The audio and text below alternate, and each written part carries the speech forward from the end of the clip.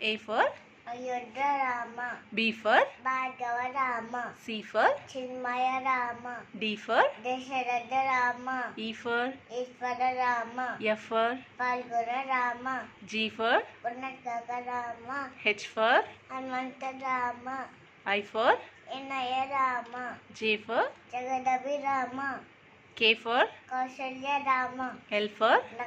Lakshmana Rama, M for Maryada Rama, N for Narahari Rama, O for Omkara Rama, P for Pushataka Rama, Q for Kushalava Rama, R for Ravukula Rama, S for